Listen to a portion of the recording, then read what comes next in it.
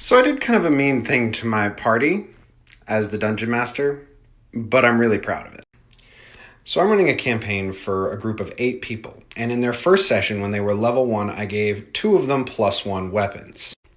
Now normally I would not give level 1 characters +1 weapons because that just unbalances the game, but I made it a little bit more tricky than that.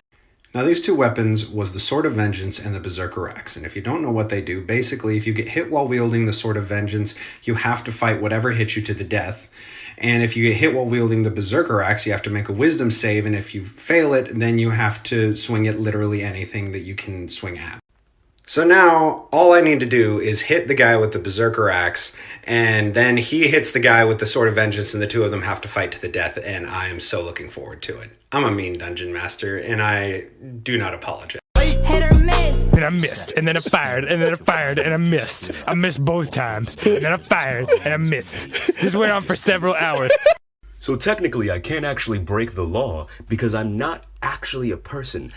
I'm 3 possums with an anxiety disorder. No, Brain. We don't need more dice. Shiny, sparkly plastic make pretty click-clack sound.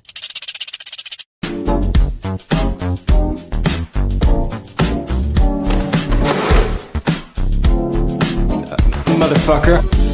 We're smashing mics in karaoke bars. You're running. Even more things in the player's handbook that just don't make sense. Hey nerds, it's my 3rd video and my final 3 Munchkin build exploits that you've sent me. Go watch all 3 videos, and the one that gets the most engagement, well, that person gets my player's handbook. Our final contestant is Spuddy Pud. He wants us to find Waldo. You want 2 levels of rogue so you can get cunning in action, and then you can make stealth your expertise. Then you want at least 10 levels of ranger. You get the spell Pass Without a Trace, which gives you a +10 to your stealth. And then at level 10 you get Hide in Plain Sight, which gives you a +10 to your stealth as long as you're not moving. Shoot your bow at an enemy, bonus action hide. That's +5 for dexterity, +12 for expertise, +10 for hide in plain sight. If you want to be harder to find than an actual invisible person, then cast Pass Without a Trace, and that's another +10. 37 stealth!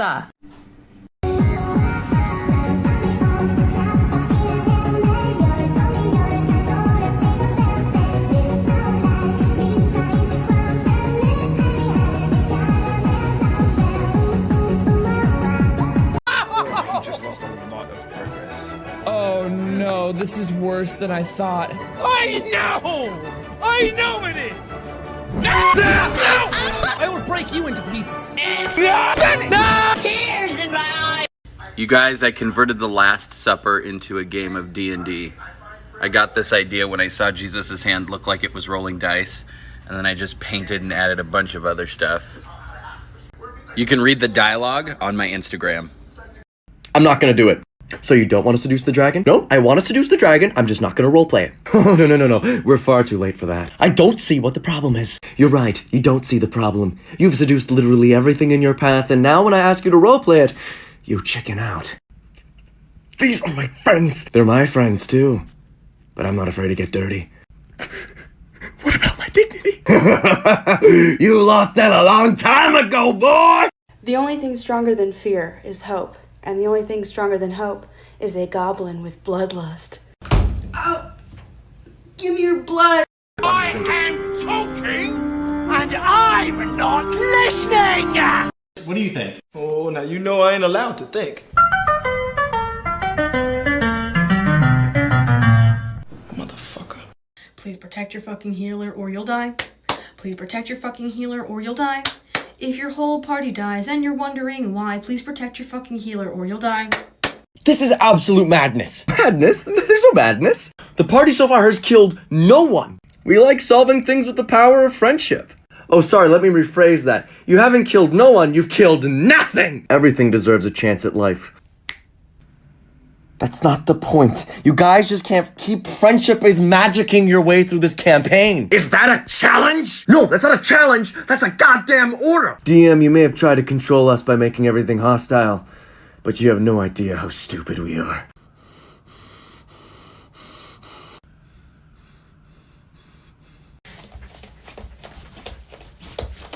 Friendship really is magic, isn't it, DM? You underestimate my power. There's no one we can't befriend at this point. What about your father? No! Should have made your backstory less edgy, boy!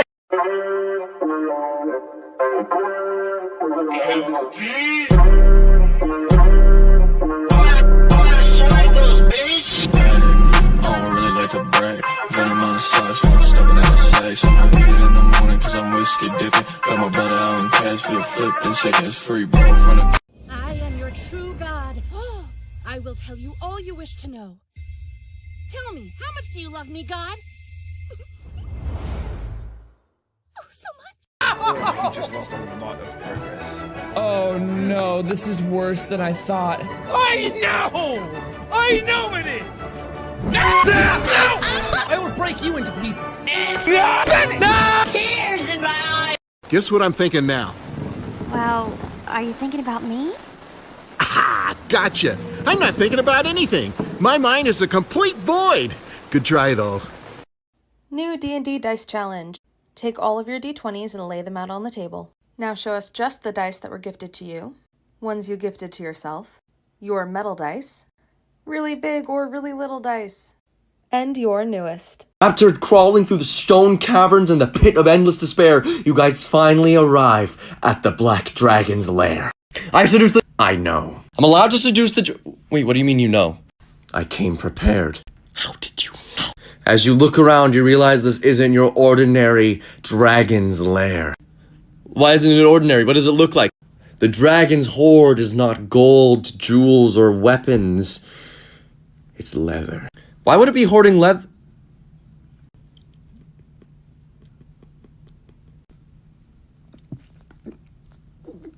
Still want to seduce the dragon? Yes, I must. My pride is on the line. Roll D20. It's a 20. I know. The rest of the party is kicked out and you're left alone with the dragon. What happened? Roll Constitution. Why are you doing this? This is for seducing the big bad evil guy, you thought! I just wanna roll.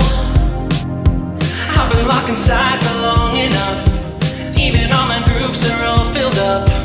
Waiting. I'm going through withdrawals. My character sheets are stacking up. If I can find a group, I'll suck it up and heed the call.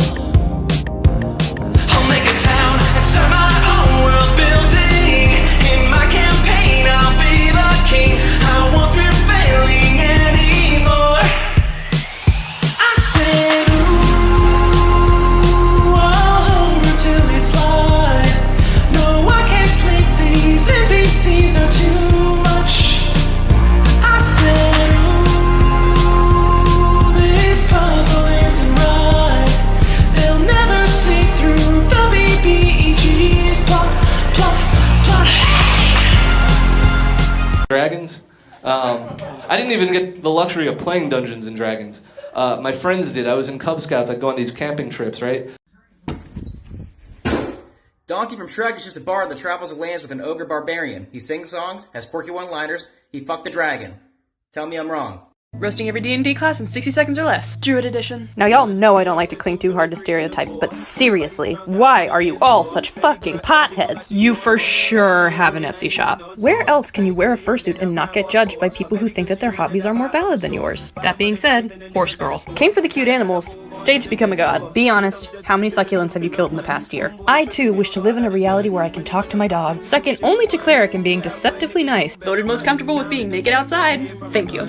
Roasting every D&D class in 60 seconds or less. Cleric edition. There's a 50% chance that you chose this class out of a sense of responsibility to your friends. And honestly, that's very cleric of you. You're either very good or extremely evil. There is no in-between. You have a Spotify playlist called Songs to Cry To that you listen to at least twice a week. Your parents still pick your outfits for you. And if you're scared at a party, you will call your mom. Did you even go to church school? You are exactly as judgmental as a paladin. You're just better at keeping your mouth shut. Which is a good thing because Christ do you love putting your foot in there. Voted most likely to hold your friend's hair back in the toilet even though you told them to stop drinking an hour ago. Jesus, take the wheel! Thank you. The 6 cultists throw you to the ground in front of the dragon with a bag of gold, bow to it and say, "Oh, great one, please accept this human sacrifice and this bag of gold as a tribute to your supremeness." The dragon thanks the cultists and asks if you have any last words. He's so boned, he's not getting out of this one. I say to the dragon, "Oh, great one, I have brought you these 6 human sacrifice and this bag of gold as a tribute to your greatness." Roll persuasion? 17. Alright, the dragon says, "I like you. Duck." I duck. The dragon immediately incinerates the 6 cultists, dragging away their bodies and his gold and flying away to his lair. I'm gonna be honest, I thought I was dead there. Yeah, so did I. Hey Brandon, I'm here early because you said you wanted me to come over so you can review my new character for the campaign. Oh, yeah, man, I forgot you were coming over. Thanks a lot. Do you have the character sheet ready? Oh, yeah, here, I got it right here. Awesome, so I guess you read the information I sent you, what kind of character to... The hell is this? That's my new character. We talked for like a week and you said you were gonna make a war hero. Yeah? Who was a master swordsman and a man of God. Yeah? Who would smite anything in its pathway to save his people. Yeah. And with his divine hands would heal anybody in the party. Yeah, that's what I did. What's the problem? This is the problem! Wow, you did really good writing that backwards. Don't you break the fourth wall on me, you said you were making a paladin! No. His intelligence is like 7, so he just thinks he's a paladin. He's also chaotic neutral. Hey! Now that I have your attention, I have a question for you. What is it? You play Bard, correct? Yeah, his name is Sergeant Pepper and it comes... Great, and you see a dragon, what do you do?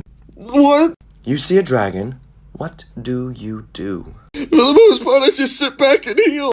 You promise not to seduce the dragon? Why would I seduce the dragon? Wait, you're not horny? What kind of a session 0 is this? My apologies. Here.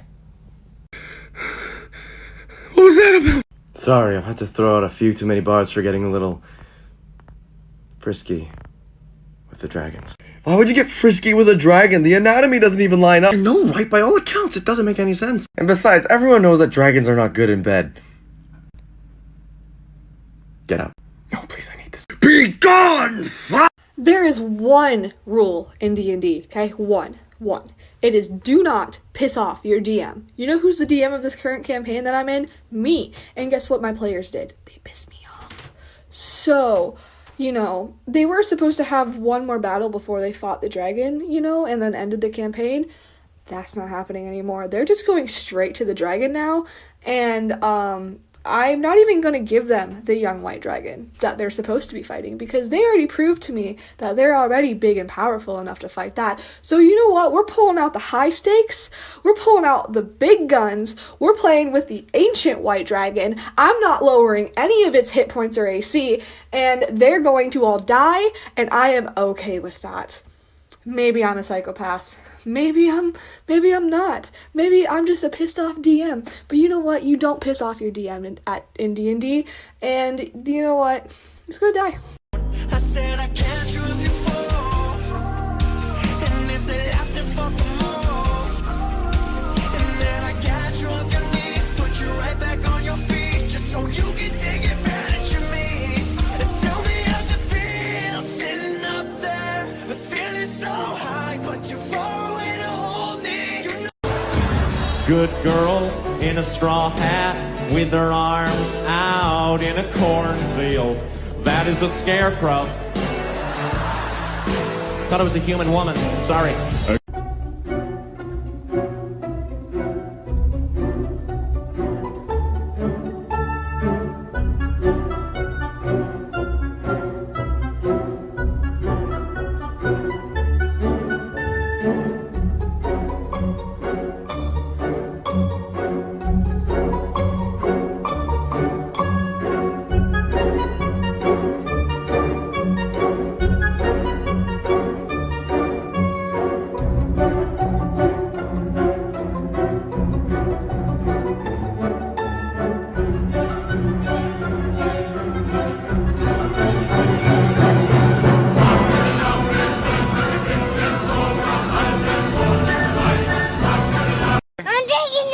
You want to take a nap?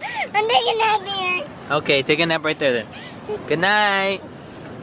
Good night. Here are some ideas for bard characters that aren't TikTok bards. You know what I mean. A poet, a rapper, a camp counselor, a therapist, a motivational speaker, a really mean teenager, a politician, a traveling oral historian, a clown. Literally a clown. Just a fucking circus clown. A theater nerd. A musicology major. A translator. A town crier. And my personal favorite, a psychologist. Just because you're playing a bard doesn't mean you have to be Askier. Go forth and be creative. You're welcome. I like playing a cleric because it allows me to engage in the wish fulfillment of having a god that would take mercy on me and my friends. Oh, Percy Jackson fans! Aren't you excited? Oh my gosh, yesterday I was planning a big Percy Jackson TikTok for all of you, and now it's more important than ever! Alongside being a huge Percy Jackson fan, I am a lover and player of D&D. I've also run my own campaign that I created myself. A Percy Jackson campaign. And in my campaign, no player starts knowing their godly parent. That is a rare occurrence. You have to really convince me. No, we do it the proper way, in which you almost die in the first act. And you have your godly moment.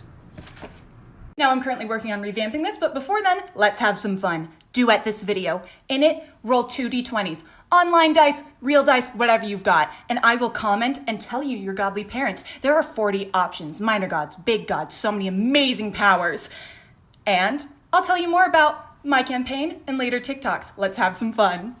Does anybody have a map? Anybody maybe happen to know how the hell to do this? I don't know if you can tell, but this is me just pretending to know. So where's the map? I need a clue. Cause the scary truth is I'm flying blind. Hey nerds, most of you know that I run a D&D club for children. I was contacted by a cool company called WizKids.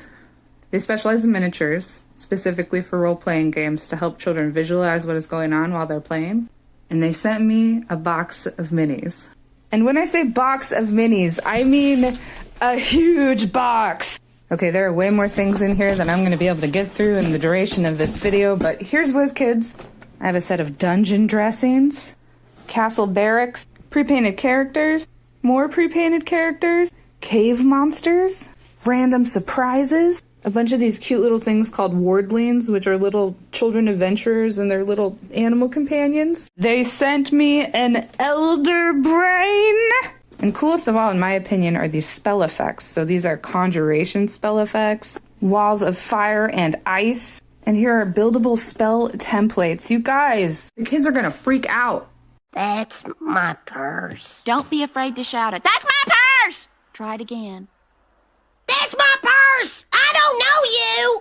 Here are the 3 things you need to run a great D&D campaign. An online shopping addiction that applies specifically to D&D dice, an employee discount at a bookstore, and just enough mental fortitude to withstand the stress of making your best friends in the entire world weep on a weekly basis. Maybe I should scale down my encounters. Hey DM. Yeah? I want to roll to intimidate. Alright, go ahead.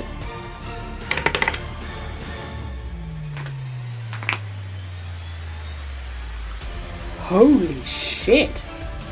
Dude, that scared me. What the hell was that? Grease monkey. Yeah!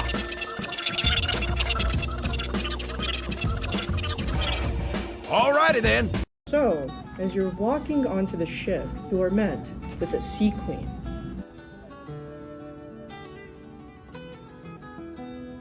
We want her to peg us. Roll for it. 19. She brings you on board to fuck.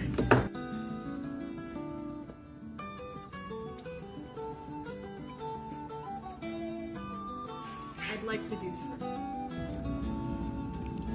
Roll to douche. Nat 20. I just saw a tweet where somebody said that fighters were boring. Listen, I cannot believe that I have to say this on the internet, but fighters are fucking great, okay? Just because we only have one thing that we're really, really good at doesn't mean that we're a bad class. And I get it. Some of you big brain folks want to be able to use spells or whatever to do cool shit, and you want to have all this space to make crazy ass decisions, but some of us are anxious, and we don't want to have a lot of choices. We just want to be good at one thing. Let us have our one thing. Stupid people play D&D too. Leave us alone. Hey, pretty lady, you got devilish good looks, and I'm wondering if you've got some tiefling in you. No. Oh. Well, do you want some? 'Cause that's something I can do for you. Na, na, na, na, na, na, na, na, na.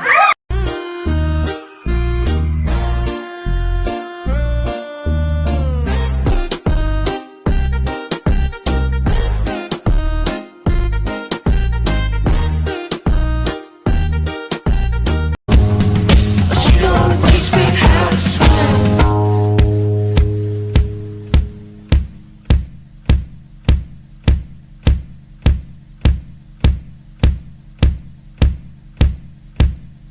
I have a question. Has anybody ever made a TTRPG character that isn't a disaster? Like, genuinely. Have any of you ever made a character that's well-adjusted? I sure as fuck have not. And sure, part of that is probably because I could never even imagine what it would be like to be well-adjusted. But I mean, surely some of us are capable of pretending, right? And what do we do when our allies are unconscious? Come on, you can do it. We've been working on this for weeks. Okay, I'll help you.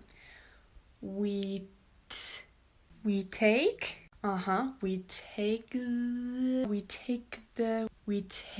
them to the hospital. We take their money and belongings. What? Really? What? It is 7:30 in the goddamn morning. New York itself better be on fire. What do you want? What? Shit. Hi there. Let's talk D&D. Car Edition. Do not, at any point, underestimate the spell Create Water. There are so many applications for this spell that can be utilized in-game, to the point it will drive your DM mad. Goblins created a pitfall trap?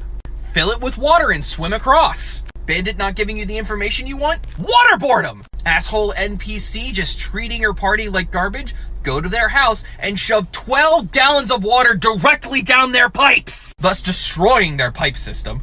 Trying to escape? Turn a dirt road into mud. Trying to set a trap? Turn a dirt road into mud. I never realized how powerful this spell is until I went on Reddit and discovered this for myself. And now I'm sharing it with you guys, so have fun! Hey nerds, it's time for Monster Manual 101 with Professor Shando. Oh, wait, hold on. Let's not make the people angry again. Let's just tuck you in there. Okay, let's go. In all of D&D, there are few creatures more feared than the terrible Tarrasque. But did you know the Tarrasque was actually based on a French myth? He can be found in the Tale of St. Martha from the Golden Legend, which is a late medieval text. Supposedly, the Tarrasque was this fearsome dragon-like creature who lived in a lake. He had 6 little bear arms and a lion's head and a scorpion tail. He would capsize boats and eat people. The local king sent all of his knights out with swords and catapults and stuff to no avail. But then St. Martha went out to meet the beast and charmed him with prayers and hymns. She brought the beast back into town and he was pacified, but all of the villagers still tried to attack and kill him. But he just sat there and took it, and died. So bards, you go seduce that Tarrasque. Bury you alive, but you might crawl out with a knife and kill me when I'm sleeping. That's why I can't decide whether you should live or die. I might just go psycho. Too many drunk white hoes. I might just go psycho. Ha! Another D&D campaign, and you'll never guess who the big bad is! Is it capitalism? What? No. It's capitalism, isn't it? No, of course not. That's what the last 3 campaigns have... Stop looking at me like that. It's not... Fuck.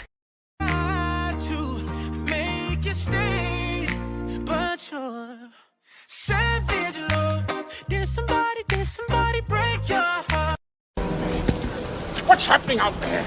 Shall I describe it to you? Or would you like me to find you a box?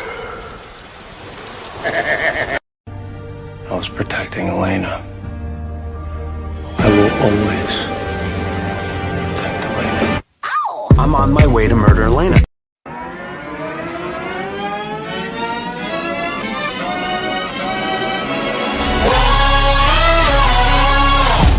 Ladies and gents, this is the moment you've waited for. You've been searching in the dark, your sweat soaking through the floor. And buried in your bones, there's an ache that you can't ignore. Taking your breath, stealing your mind, and all that was real is left behind.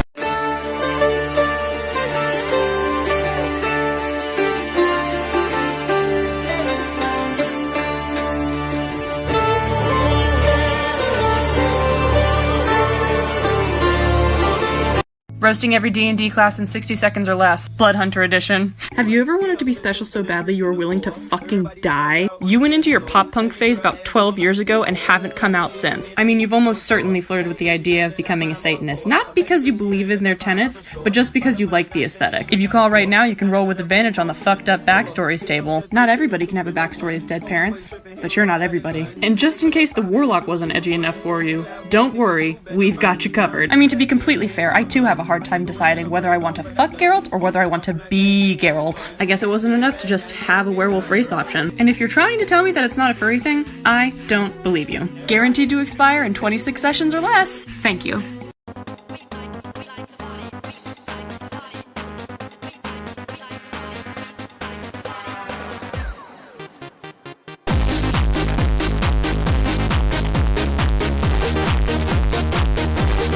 Another DM's holy grail of resources. Children's puzzles. This is not a joke. If you made this into a dungeon, it would take them like 7 sessions. Also, simple online games can be turned into puzzles. Took me 5 minutes, took them an hour and a half. Hey, the man I know. Sushi, you're a tough guy, like a really rough guy. Just to get it up, guy, just to waste a buff guy. I'm the bad type, make your mom sad type, make your girlfriend bad type, might seduce your dad type.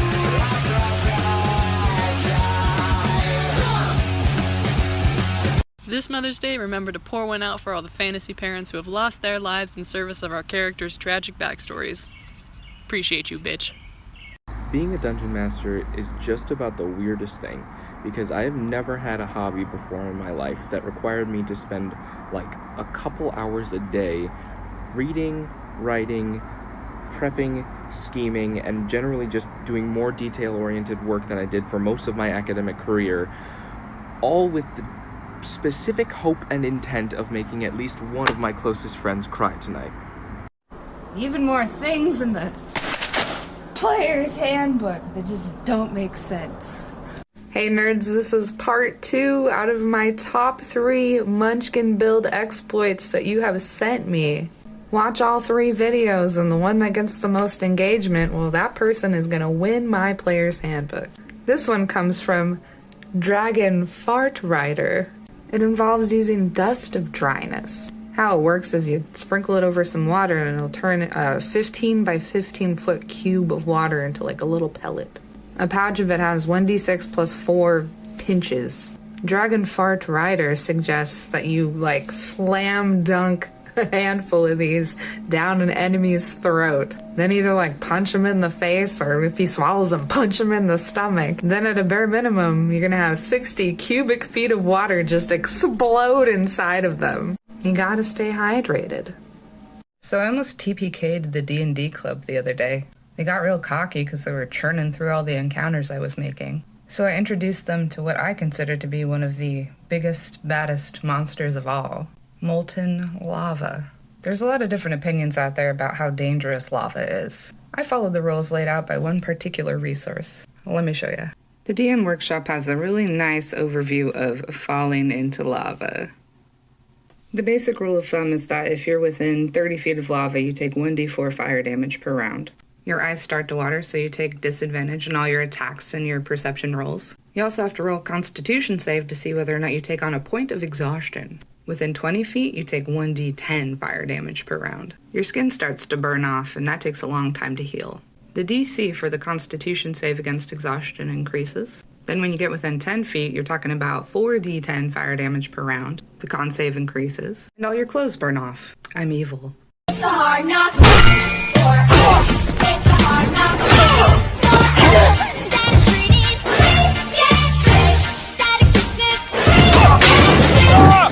And what would you like for Christmas, little boy? I want a dragon. Let's pick something a little more realistic, shall we? Okay, I want my D&D group to meet weekly, on time, every week. What color do you want your dragon? No, brain. We don't need more dice. Shiny, sparkly plastic make pretty click-clack sound.